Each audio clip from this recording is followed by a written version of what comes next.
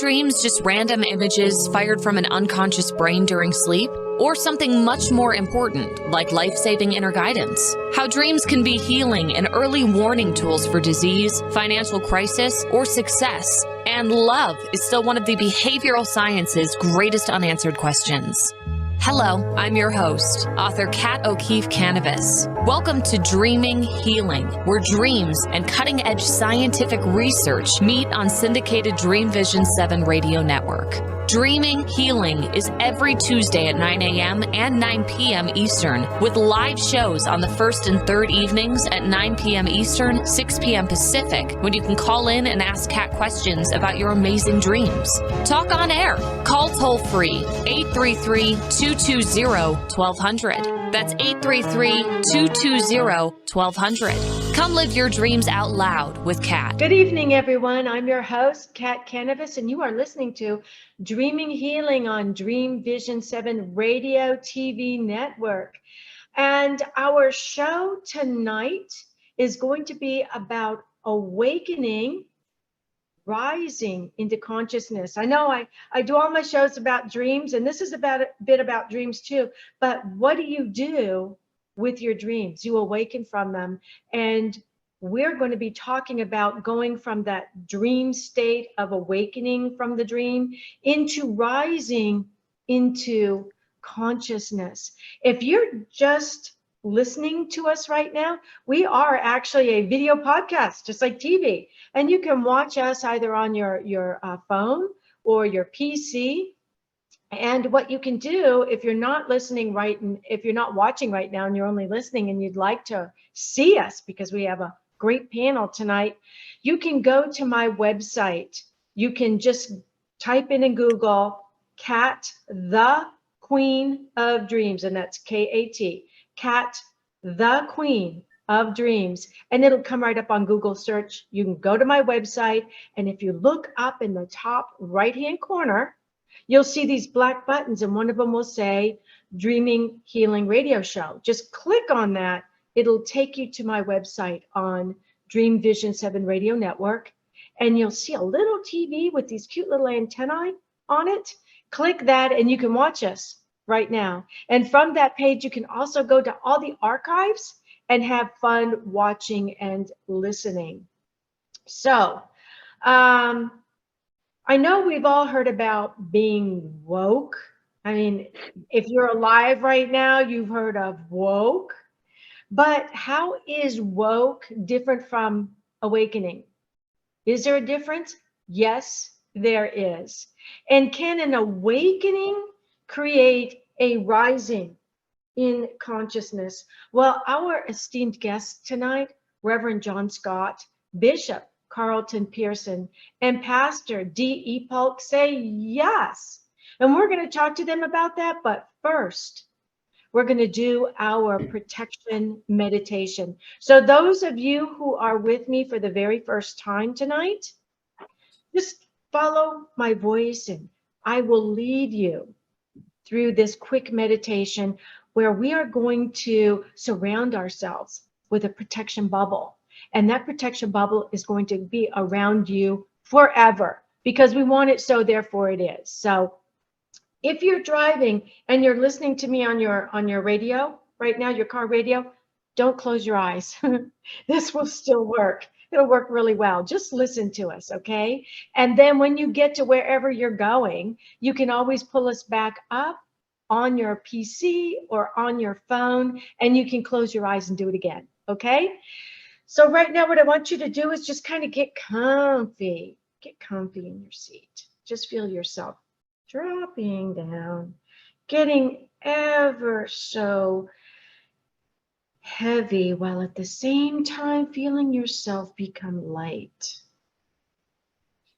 I want you to take 3 deep breaths in. We're going to hold them, and then we're going to blow them across the room into the purple flame of Saint Germain, where they're going to be converted into beautiful golden light and return to the universe, which will then return it to us for the circle of life. Okay? Deep breath in. Hold it. Imagine any negativity that you may have picked up this week. getting caught in the breath of life, and blow it out across the room into the purple flame of Saint Germain. See it converted into beautiful golden light going up past the moon, past the stars, up into heaven, making a U-turn and coming right back down into our seventh chakra, filling our body with golden light. Again, deep breath in, hold it. Imagine any negativity you may have shared this week, knowingly or unknowingly, caught in that breath of life, blow it out, gone, into the purple flame of Saint Germain. One more time, deep breath in. Any negativity that you've carried with you since you were a child, into that breath of life, blow it out, into the purple flame of Saint Germain. See it being converted into beautiful golden light because we don't want to litter. Going up into the heavens, making a U-turn. Feel it coming back down into your seventh chakra, filling your whole body. Oh, it's so warm. It feels so good. Now, I want you to imagine while you're filling up with this golden light, imagine holding in your hand a power tool, a power gift. Anything that is powerful for you. It can be a necklace. It can be a piece of jewelry. It can be your favorite flower or rock. Anything that is powerful for you. Imagine holding it in your hand. We're going to swing it all around our body. And as we do that, we are creating a protective mirrored bubble around us that only allows that which is of the highest and best to come in, brought by our spirit guides. Anything else is reflected back from whence it came. We wish it so, and therefore it is. Feel yourself coming back into your body.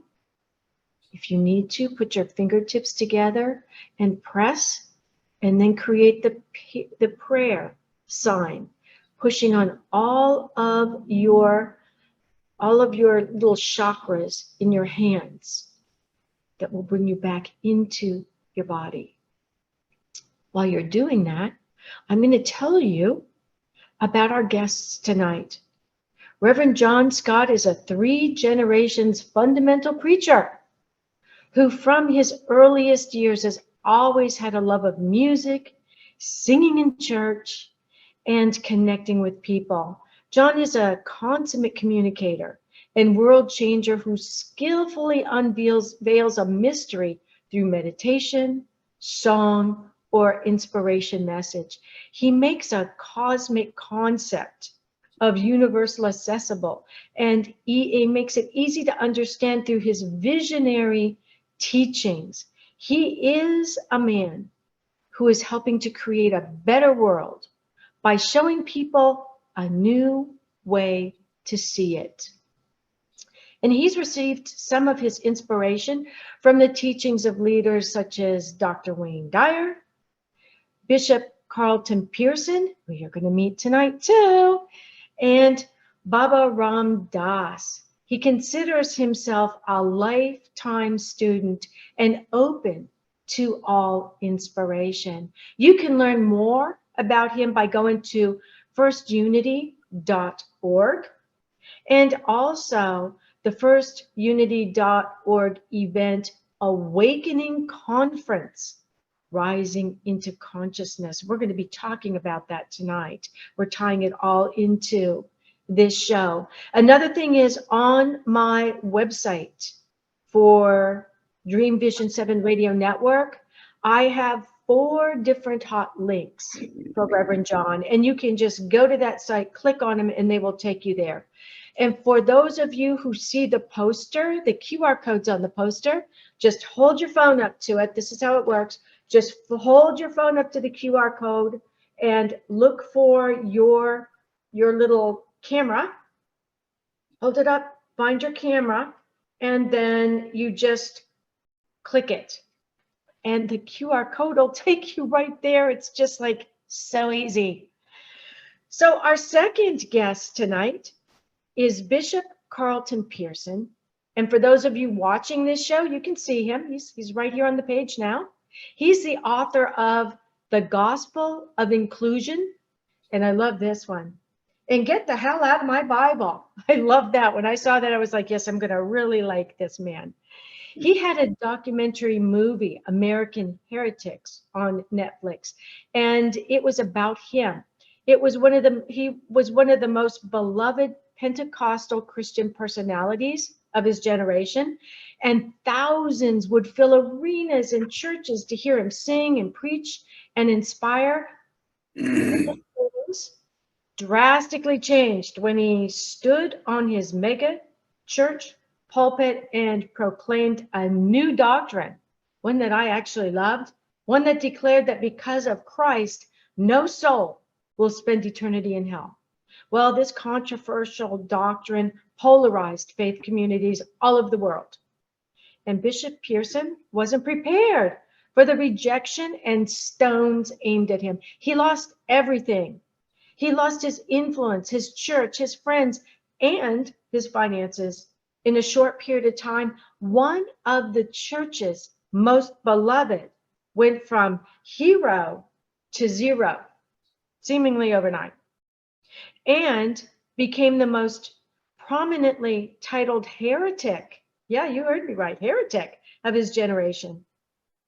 So after spending the last 2 decades, that's 20 years, guys, 2 decades, rebuilding and rebooting his life and ministry, Carlton Pearson has emerged with a new purpose aimed to help others examine and reconsider what they believe, why they believe, and how those beliefs add to or subtract from the quality of their lives. He believes that life's breakdowns can turn into breakthroughs. And you can learn more about him at www.bishoppearson.com, and that's BISHOPPEARSON.com. Again, I have 1, 2, 3 hot links for him on my Dream Vision 7 Radio Network website. You can just go there and click it and read all about him, know him. Although you're going to get to know him pretty well on this show tonight, you may want to get to know him even deeper. And thirdly, we have Pastor D.E. Paulk, and he's the senior pastor of Spirit and Truth Sanctuary in Atlanta, Georgia, where he successfully transitioned an evangelical charismatic church into a thriving, multicultural, interfaith, LGBTQ plus affirming congregation. And DE holds a Master of Theology Studies, MTS, in Global Religions from Emory University's Candler School of Theology, and is widely known as a, wait for it, radically inclusive minister. We're hearing about a lot of those now. It's like the cream is rising to the top. He believes that the Christ Spirit is present in all of creation and cannot be defined by nor confined to Christianity. DE's preaching, and this is a quote, DE's preaching is as easygoing as the church's approach to differences. No wagging fingers or thunderous revelations.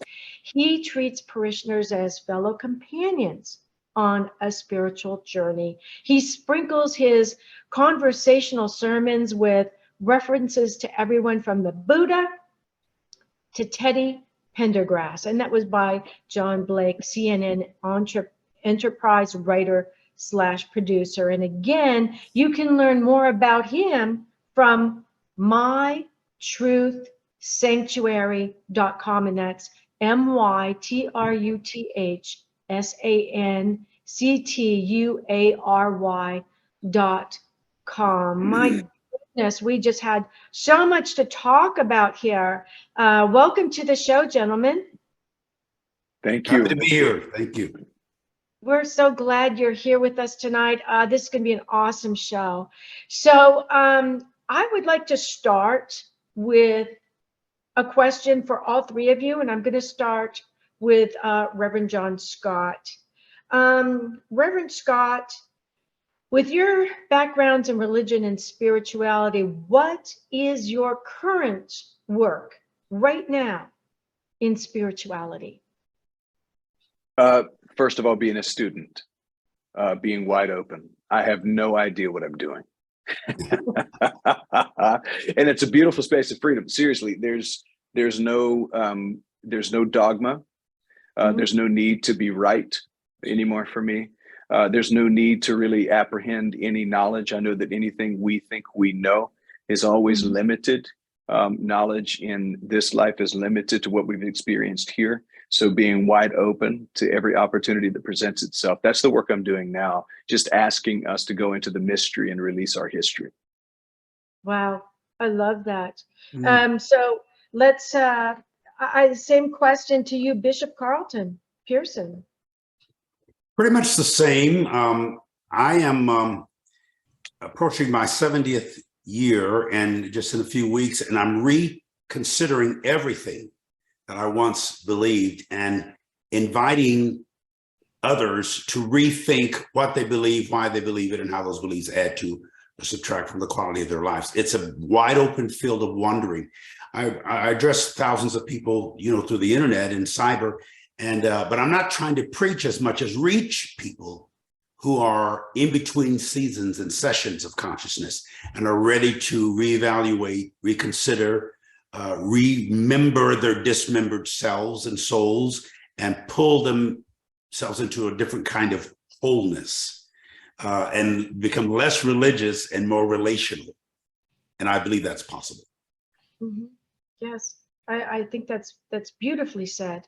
And Reverend Paulk, where are you on this journey now, right now? Interesting place to be, because growing up very religious, I'm a fifth generation preacher raised in classical Pentecost. And as Bishop Pearson and Pastor Jon Scott and I have kind of coined the phrase, we are now Metacostals. We understand the metaphysical expression of expanded consciousness. And to be in a space where, as Pastor Scott alluded to earlier, that the questions become more paramount than the answers. I taught this past Sunday. We had several families join the church, and they asked about our new members teaching. And I said, well, we have a gathering of fellowship, but we teach nothing in the new members class because there's nothing for us to teach you. They looked at me strange. I said, my job is not to teach you anything. It's to remove the obstacles that keep you from seeing, remembering, recovering, rediscovering what you already know. And what is that? That you're made in the image and likeness of God and good, that the kingdom of God is within, not without, that the earth is the Lord's, the fullness thereof, that we are all a piece, an expression of the Christ mind, the Buddha nature, and that we are created by God, creative like God, and co-creating with and as God, which leads us really to the only question that ever matters in life, and that is it working for you? And if it's not working, we can argue all day theology, philosophy. I just finished a degree in global religions. The only question that matters is it producing righteousness, peace, and joy in your life? I love that. Great. So all three of you have a strong background in the Pentecostal church. Is that correct? But Yes. Are your churches right now, would you define them as Pentecostal? All three of you? What about you, Reverend Scott? Is your church Pentecostal? I wouldn't see it necessarily as that. One of the things that I do, because I think that's actually probably an antiquated terminology. It's one of the reasons I think we've started using Metacostal, because meta is to go beyond. And that's what we're in the process of doing, is to even go beyond the Pentecostal expression. And it's really more about expression. I think what we're talking about when we say that, and I'll only speak for myself here, is that a lot of excitement was in that environment. We grew up where our services were exciting. There was a high energy. And what I think we found is that in a high energy environment, people activate and engage and become filled with joy, and they become filled with the emotions. And you can only attract to the level of your vibration. And so our attempt, I think, is to raise the vibration. So the styling, some people maybe would say, can sometimes be Pentecostal, but I think we've moved past that. And I don't mean that in any flippant way toward others who continue to be there. But I think we've moved on to an expression, again, that doesn't have a language. In some ways, it may be Pentecostal because we are speaking in a new tongue. And we are beginning to speak a message that I think humanity is vibrating toward right now. So in some ways, yes, maybe in styling sometimes, it definitely is exciting. We have a good time. But I don't really even consider our community a church. I mean, we're kind of moving past that too.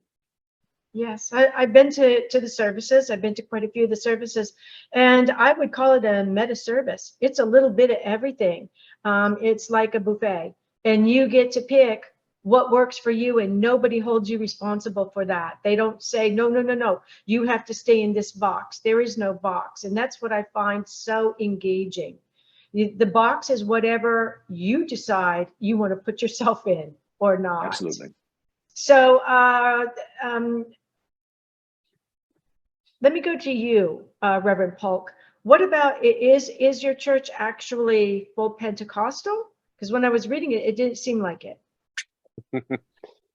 One of the things that you was going, this guy's not full Pentecostal. Well, some of our members still speak in tongues, if that's kind of one of the traditional definitions of Pentecost, that you have an utterance of a heavenly language that is beyond human comprehension.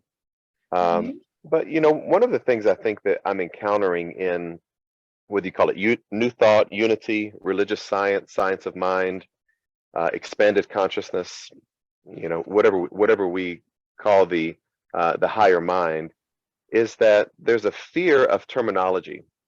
And that's actually, if we can put that in juxtaposition with newer terms, sometimes a fear means that there's a need for healing.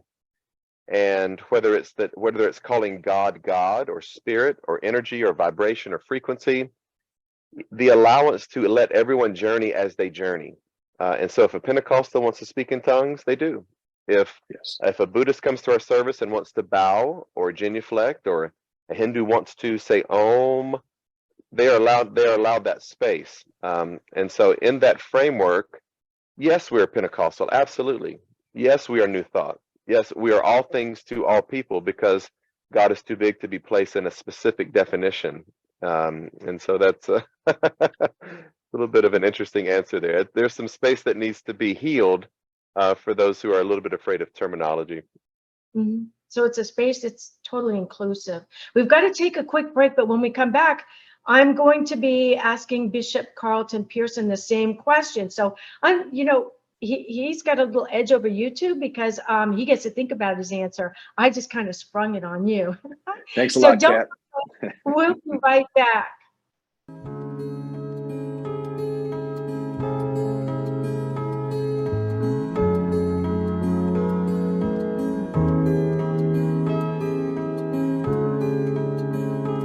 What if dreams can diagnose your life? What if we can meet the love of our life in dreams? Join host Kat O'Keefe Kanavos, the #1 internationally best-selling author of Dreams That Can Save Your Life, written with Duke University medical doctor Larry Burke. Dreaming Healing is where we'll explore dreams, research, and interpret dreams from you, the caller. Dreaming Healing shows can be heard every Tuesday at 9 a.m. and 9 p.m. Eastern, with live shows on the first and third evenings at 9 p.m. Eastern, 6 p.m. Pacific Time on syndicated Dream Vision 7 radio network. Come live your dreams out loud with Kat. Are miracles real? Can you move from mayhem to miracles? 30 prominent authors say yes as they share their high fives and down lows of challenges, abuse, addiction, and love. Experience hope, the magic elixir of miracles, through the personal stories of New York Times bestselling authors James Redfield, Dr. Bernie Siegel, Sister Jenna, Reverend Temple Hayes, and many more. If you like bestsellers, chaos to clarity, and crappy to happy, you'll love crying and laughing through mayhem to miracles. Sacred stories of transformational hope. Available now on Amazon and in bookstores worldwide. Did you know that every word you speak matters? What you say and how you say it can make or break a relationship or shift the outcome of any situation. Are your conversations making a difference?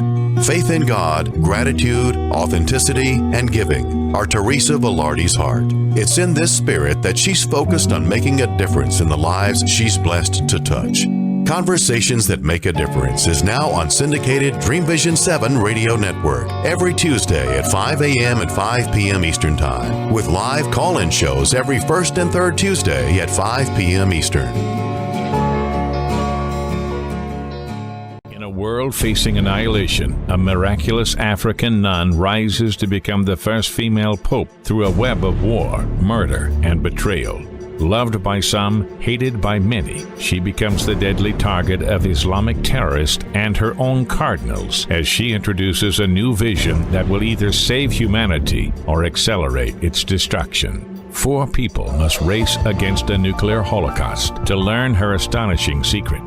Pope Annalisa is available at petercanova.com, Amazon, and other online booksellers and bookstores worldwide. This is Dream Vision 7 Radio Network, uniting mankind with universal love. Our shows are created from the heart, bringing each listener to a place of divine enlightenment. Breathe, relax, and enjoy. Let life flow. Welcome back. You are listening or watching Dreaming Healing on Dream Vision 7 Radio Network, and I'm your host, Kat Kanavos, and we're talking about oh my gosh, the closest thing I can pin on this would be a revival on a TV, on your laptop. If you're watching, this is just so cool.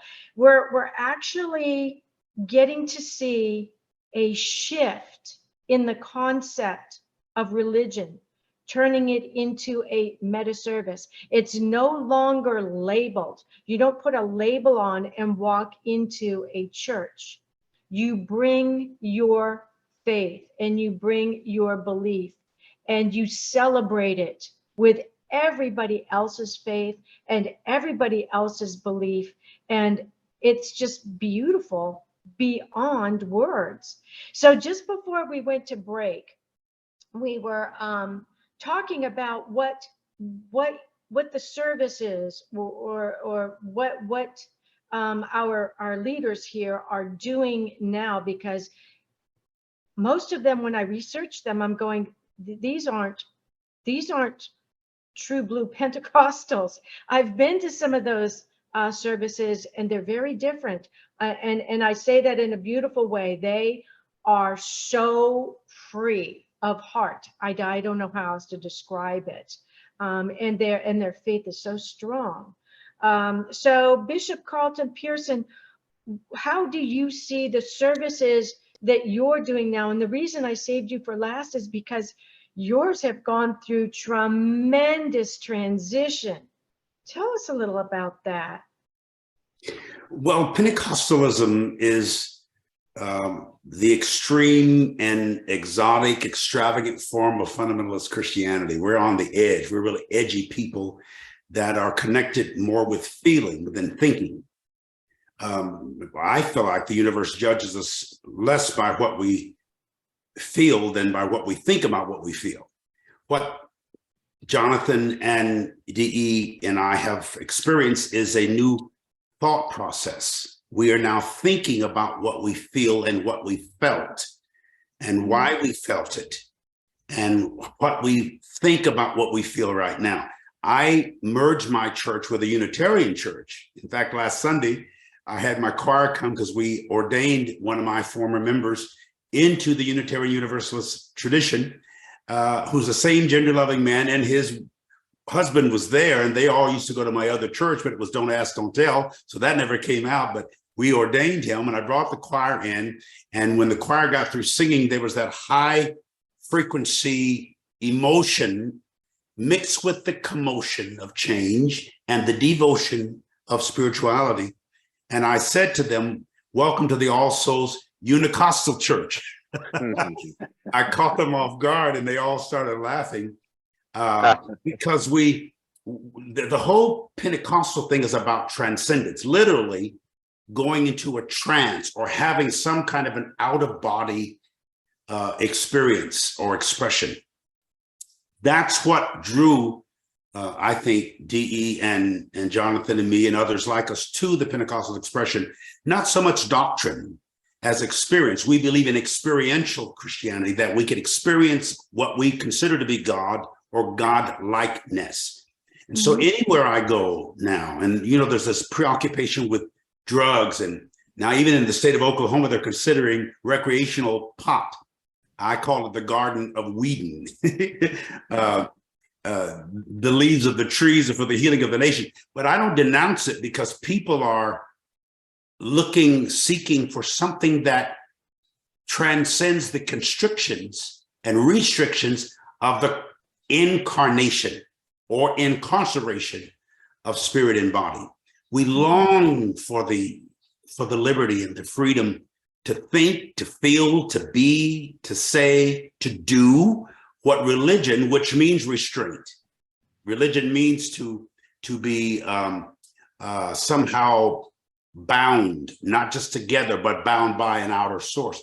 We as humans want that freedom. We desire it. We are free, but we don't believe it. We know we are, but we don't believe we are. So what we are doing, the three of us in particular, and these are some of my closest friends on the planet.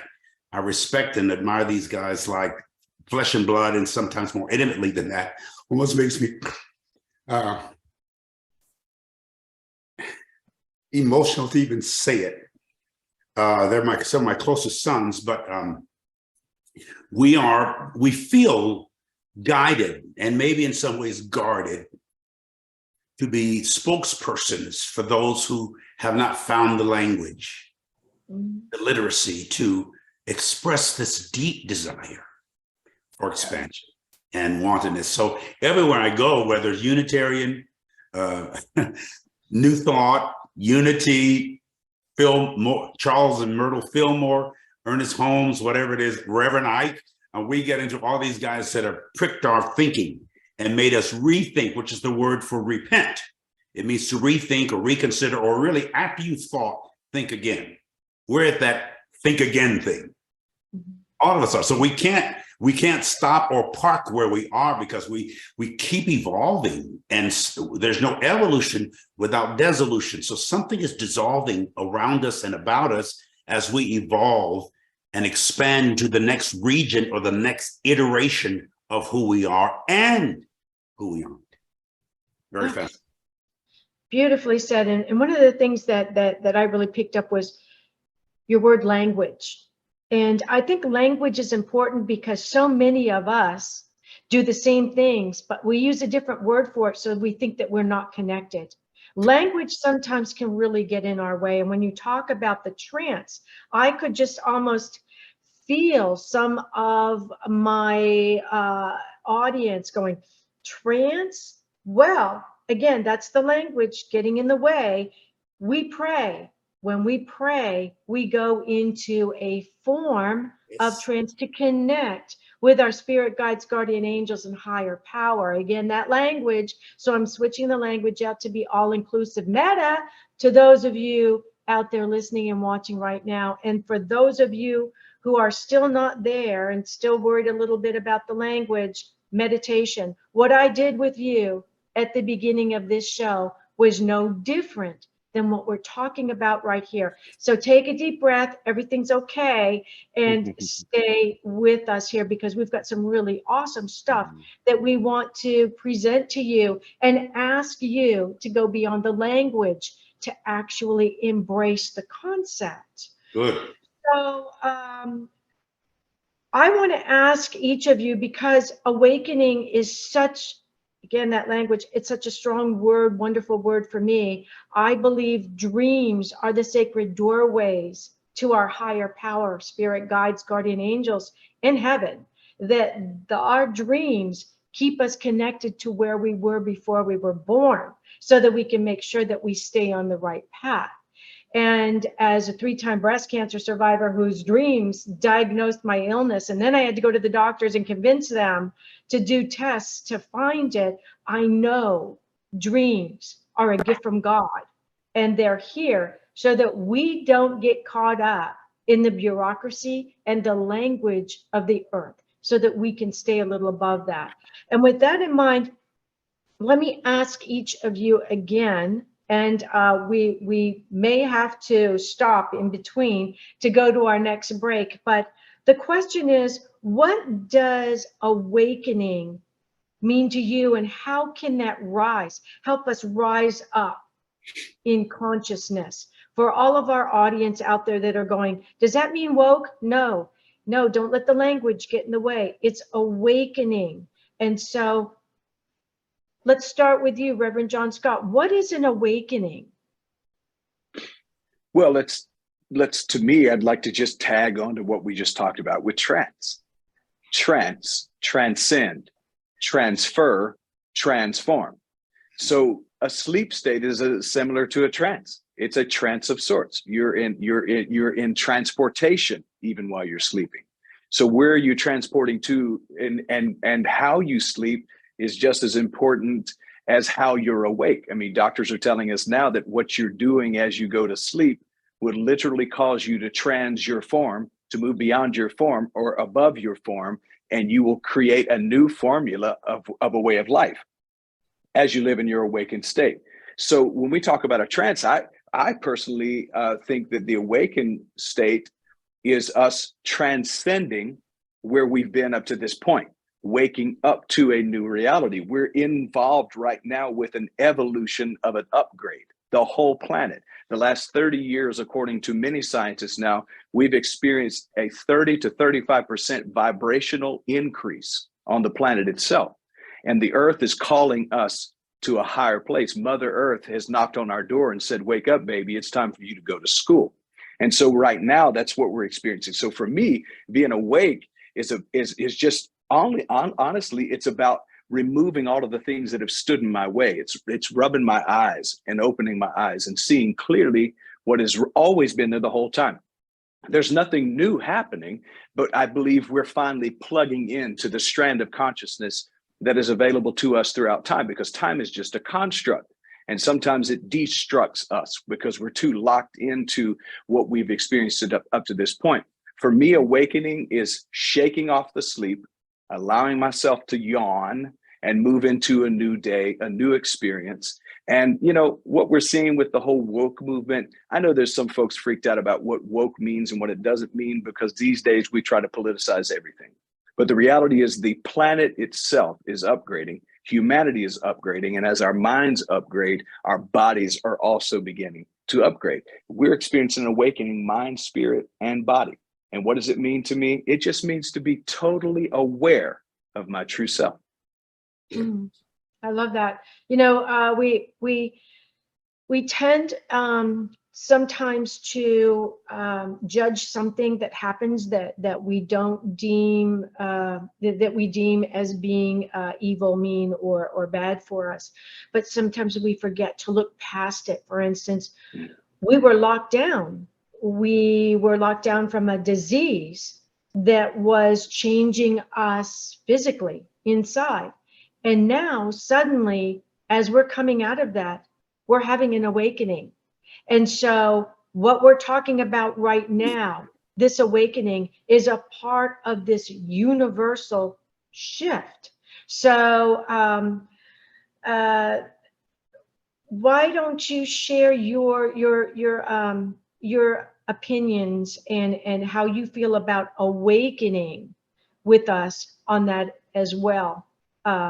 C.D. Pearson. For those of you who don't know, his initials are C.D. Pearson. I just want to get that in now. C.D. Jesus is recorded to have said in scripture to Nicodemus, who visited him at night, sort of exploring something he had experienced in the teachings or experienced with Jesus of scripture. And he said, Master, we know you're a teacher sent from God, because nobody can do these miracles except God be with him. And then Jesus said to him,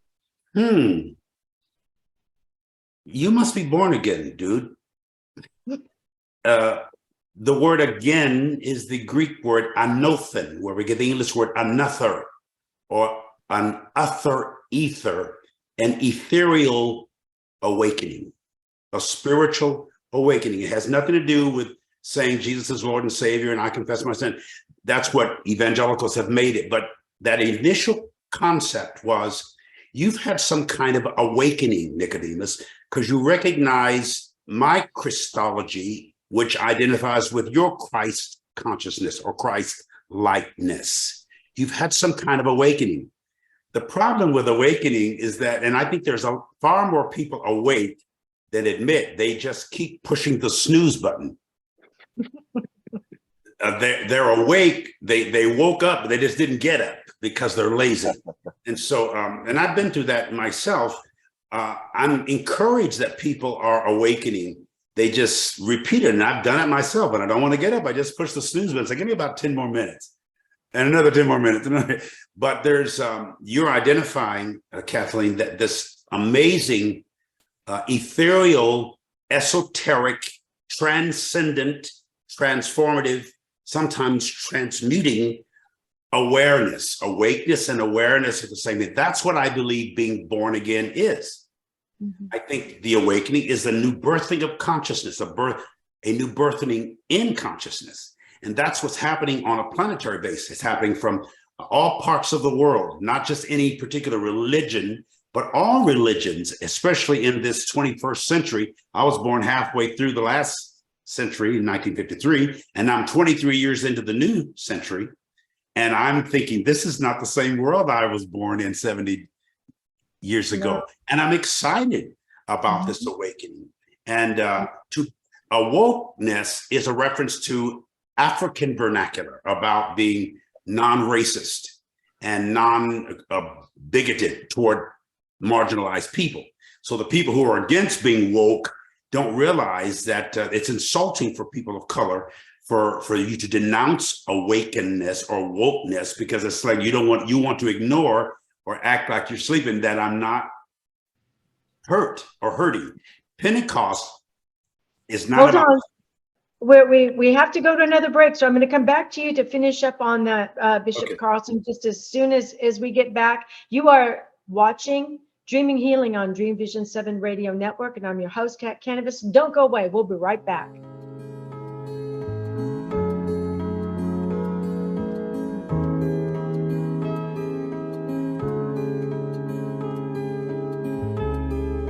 What if dreams can diagnose your life? What if we can meet the love of our life in dreams? Join host Kat O'Keefe Kanavos, the #1 internationally best-selling author of Dreams That Can Save Your Life, written with Duke University medical doctor Larry Burke. Dreaming Healing is where we'll explore dreams, research, and interpret dreams from you, the caller. Dreaming Healing shows can be heard every Tuesday at 9 a.m. and 9 p.m. Eastern, with live shows on the first and third evenings at 9 p.m. Eastern, 6 p.m. Pacific Time on syndicated Dream Vision 7 Radio Network. Come live your dreams out loud with Kat. Omega Institute, offering workshops, retreats, and online learning dedicated to awakening the best in the human spirit. For over 40 years, Omega has seen more than 1 million people come through its doors to grow, learn, and find a greater sense of purpose. Located in Rhinebeck, New York, just 90 miles north of New York City, Omega's natural environment and quiet pace allow for extraordinary experiences to unfold. Learn more at eomega.org or call 800-944-1001. Why are we here? How can we be happy? Questions asked from millennials to boomers. Crappy to happy. Sacred Stories of Transformational Joy answers them using true stories of grit, grace, and love. James Redfield, author of The Celestine Prophecy, wrote in the foreword, "This book is a seminar about emerging truths and offers grounded solutions through the art of the comeback." Dr. Bernie Siegel, a contributing author, wrote, "Bodies die, but spirits and consciousness survive and recycle." So grab some tissues, open your book, and prepare to cry and laugh till it heals. Crappy to Happy by Reverend Ariel Patricia and Kathleen O'Keefe Kanavos. Available from Amazon, Barnes & Noble, and booksellers worldwide. Darkest hours to brightest moments. Transformation from despair to happiness. And chaos to clarity. Real people, real pain, real healing. Life-threatening illness, death, abusive relationships, divorce, and overcoming addiction are challenges these men and women faced head-on. See how they emerged stronger and happier. Buy the new book, Chaos to Clarity, Sacred Stories of Transformational Change by Reverend Patricia Caginello and Kathleen O'Keefe Kanavos. Available on sacredstoriespublishing.com and worldwide through Amazon and other retailers.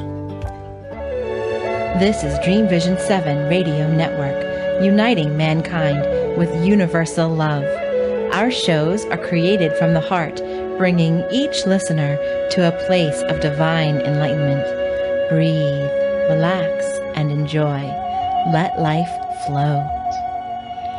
Welcome back to Dreaming Healing on Dream Vision 7 Radio Network. I'm your host, Kat Kanavos, and we're talking about awakening right now, awakening versus woke. You know, we talked about how woke is one thing, but awakening is woke on steroids, basically. It's the whole world is awakening right now after coming out of lockdowns, coming out of illness. Our whole lives have been shuffled around, but it's not necessarily a bad thing. And I can say that from my heart because I just lost my brother to COVID 2 weeks ago. So I'm talking from a place of, my dad always said, when it's your time to die, nothing is going to save you. And if it's not your time to die, nothing is going to kill you. So I have to believe that all of our friends, loved ones, and family that chose to leave the earth at this time did so by choice because they chose to go at that time before they were even born. And up until then, nothing could have killed them. So I don't hold anybody responsible, and I don't have bad feelings because, hey, you know, secret here, they're not good for you. It's like eating bad food. Don't do it. So just before the break, we were talking with Bishop Pearson about what awakening means to him, because awakened means it already happened. Awakening means it's happening right now. And that's what I believe is happening right now, because we're going to tie this all into an amazing conference that's going to be happening in a very short period of time. And if you like what you're hearing here, you're going to love what is going to happen there. So Bishop Pearson, you want to wrap that up really quick because we had to go to break, but you were on a great train of thought. When you're asleep in a darkened room and somebody comes in and turns the bright light on, it's very aggravating. The light is too bright and the eyes and body hasn't acclimated to it. It's all right in a little bit, but it's so bright. And so when we come in with some of the things we say, it is so bright. People say, turn that light out. You know, let me go back to sleep. And then you're sluggish when you wake up. But the longer you are awake, the more you're comfortable with being woke. So it's a process. It's incremental. I was saying about Pentecost, and I'll end with this. Pentecost is not so much about speaking in tongues. It's about understanding.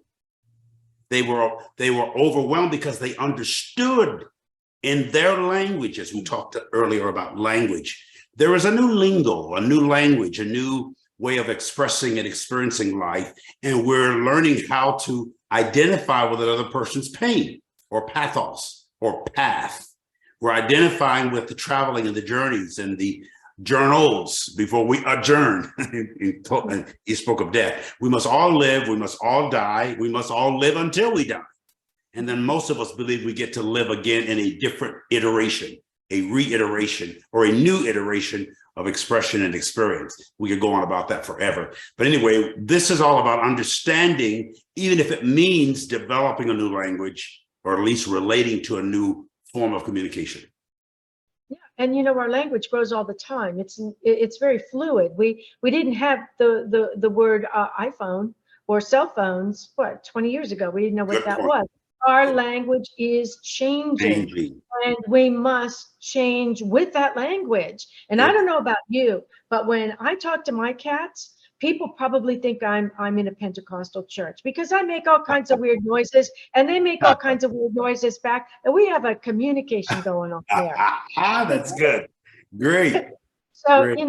what I even talk to my trees, and I talk to my little hummingbirds, and they respond. So we have more than one language in life. And we use them all. So Reverend Paulk, tell us, what is your concept of awakening? Well, awakening really is about awakening to the self, the awareness of the self. We are not our thoughts. We are not the thinker of the thoughts. We are the awareness.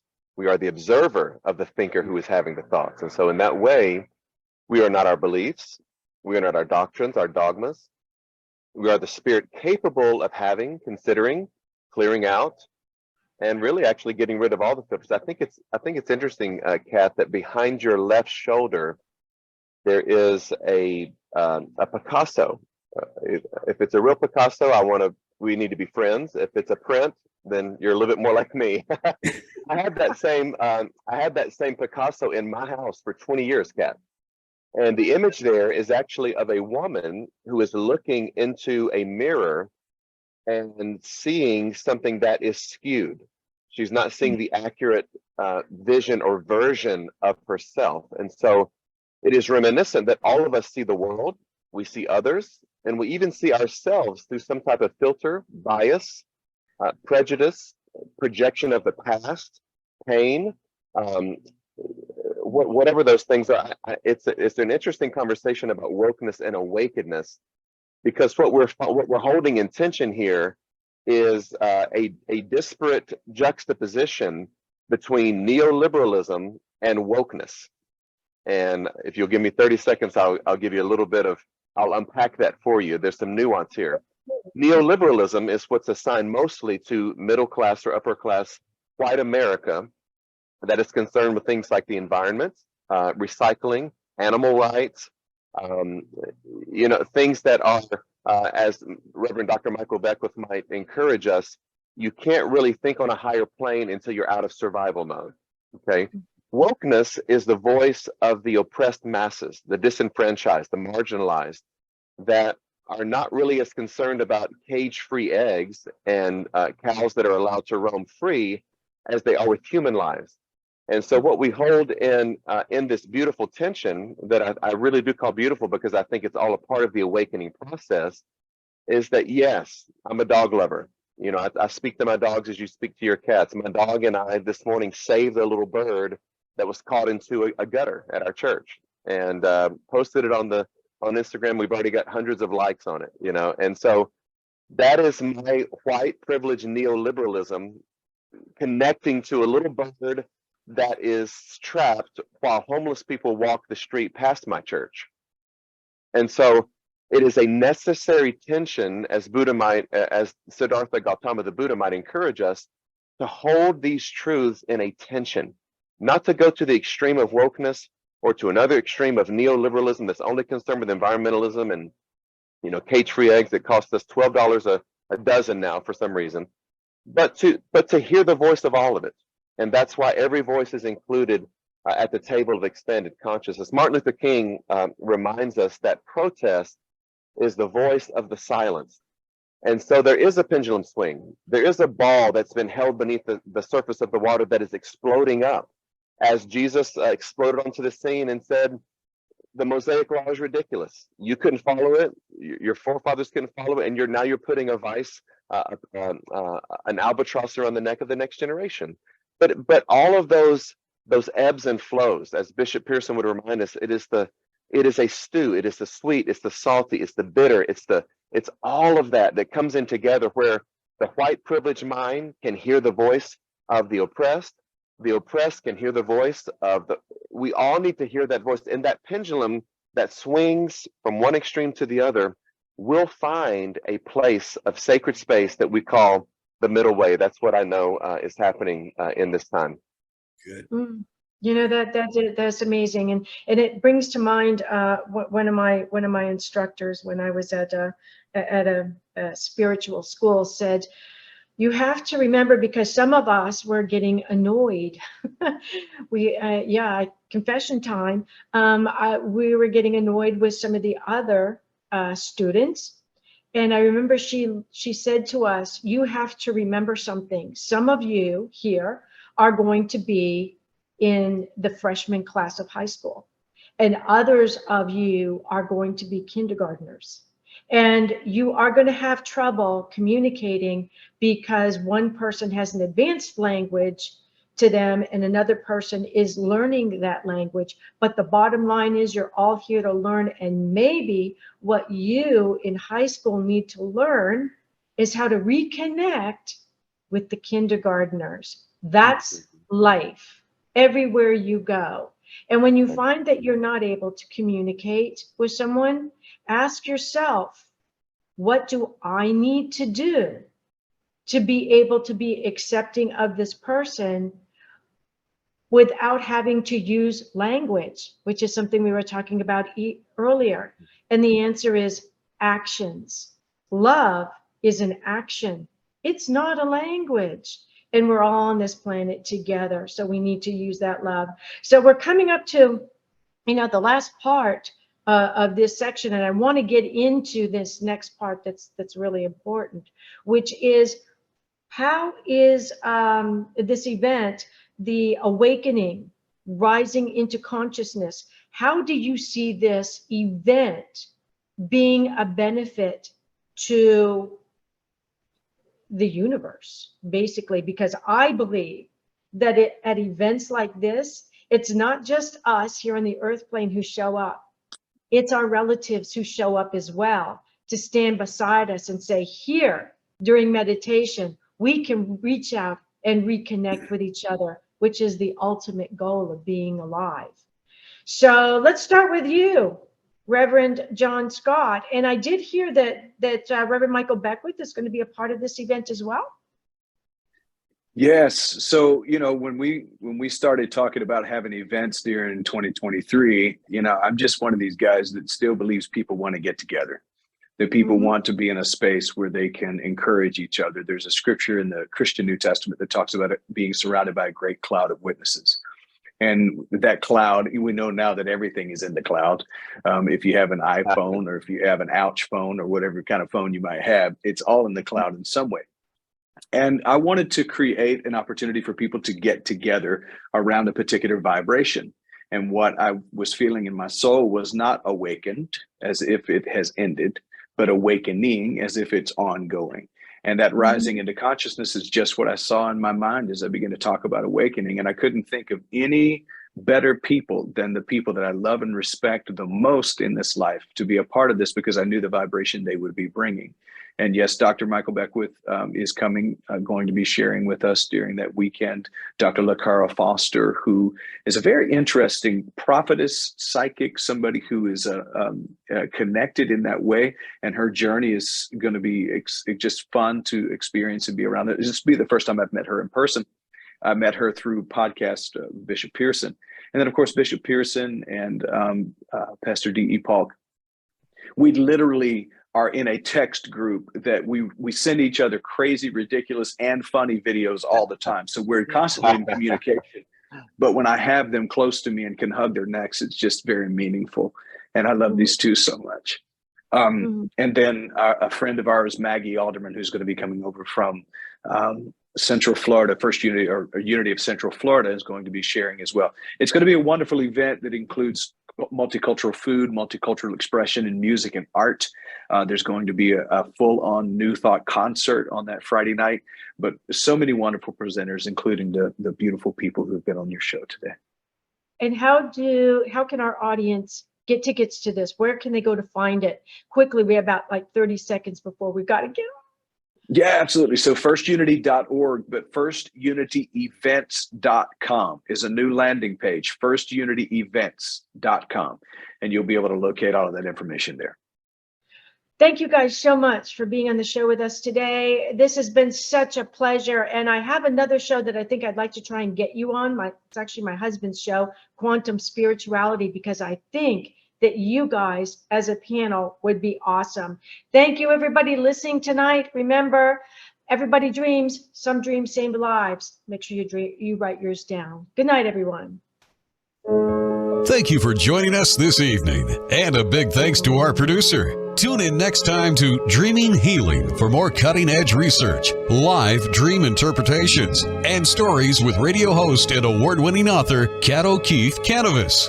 Listen every Tuesday at 9 a.m. and 9 p.m. Eastern Time with call-in live shows on the first and third evenings at 9 p.m. Eastern, 6 p.m. Pacific Time on syndicated Dream Vision 7 Radio Network. Remember, everyone dreams, but some dreams save lives. Live your dreams. Find more about Kat at KathleenO'KeefeKanavos.com. That's Kathleen with a K. OKEEFEKANAVOS. Or The Queen of Dreams on Google search.